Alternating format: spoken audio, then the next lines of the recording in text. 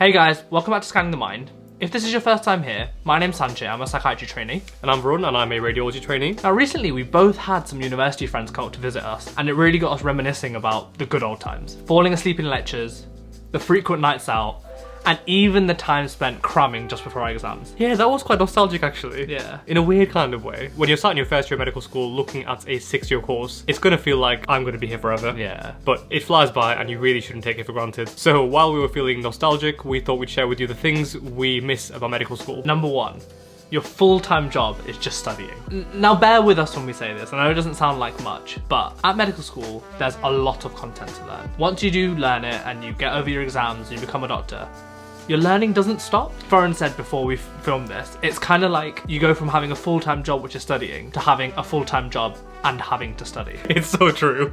You just think, oh, I finished medical school, the days of long staying up late to revise are well gone. You still have to stay up late to revise, but the next morning you can't sleep in. Even if you're in final year of medical school and you have to go to the ward round the next morning, even if you stayed up late revising, you can go to the ward round and kind of just skulk in the corner, try not to make too much eye contact. But if you're the F1, if you mess up on the ward round, things will not get done. Yeah. The difference between you having a decent amount of sleep and not having a decent amount of sleep is a patient getting discharged. Yeah, it's huge. Obviously, postgraduate exams are very doable, but there are times where you'll wish studying was your full-time job again. Yeah. Number two, you're surrounded by your friends. Unless you're Sanchit. It's alright, mate. You got me now. So university is obviously a time where you can often make friends for life. And it's not uncommon for people to live in flats or houses of 5, 6, 7, even 8 to 10 people. In Newcastle, it was very common to have like 7 people living in a semi-detached house. That's insane. How big are these houses? In Newcastle, if you go to Newcastle University, you all know about Jesmond. Jesmond is like one of the nicest places in Newcastle as well, and it's just that's amazing. where all these student houses are. It's just amazing. I had such a warped view of university because you live in the nicest part of Newcastle, and then you move away and you're like, hang on, that's not real life. Now, sure, some people will continue living with their friends even after they finish university or medical school, but it gets harder and harder. Usually, it's only for foundation years 1 and 2, and even then, you're not going to live in a flat with 7 people. Yeah. With having an actual job with actual responsibility, even if you live with your friends, it becomes impossible to stay up till 4 AM talking absolute rubbish and playing FIFA, or having a cheeky spontaneous night out. You can't just get to 11 o'clock and say, mate, should we go out? And it isn't even just your immediate household who you're friends with. You'll obviously know other people in your course or even other courses, and you'll see them around all the time. You're surrounded by people who are your age, all university, all in the same mindset. Yeah. You look at a 30-year-old anatomy demonstrator, you think you're so mature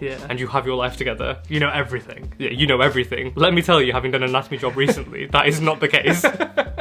When you're in school and you do GCSEs, you look at the people doing A-levels and you're like, oh, they're so mature, they're like so much older. And then you can start doing A-levels and like, these guys have no idea what's going on. The other big difference that you will notice once you graduate and become a doctor is the amount of responsibility you have. Now, when you're at uni, you kind of wake up in the morning, you amble into work, you join the ward round, no one really expects anything of you, you kind of stand at the back. At the end of the day, no one really cares what you're doing, and you're only there for your own learning. No one's relying on you for anything. Whereas once you're a doctor, people are relying on you, patients are relying on you, the team won't function without you. Especially in F1, quite an important role with a lot of responsibility. Don't get us wrong, having actual purpose at work is actually pretty good. Yeah. But when you're on your third 12-hour shift on a Sunday, it's super busy, and you've worked the Monday to Friday, you just think, man, being a med student was the one. Yeah. The fourth thing, the holidays. Oh, yeah. So when you start working as a doctor, you get 27 days in the year, which is usually split as 9 days every 4 months. It's not bad, but not only is it way less than what you get in medical school, it's also way less flexible. Yeah. It's very difficult to get long periods of time off because you just have so many on-calls that swapping everything just becomes really difficult. And it's not only getting a week off in a row, it's getting time off at the same time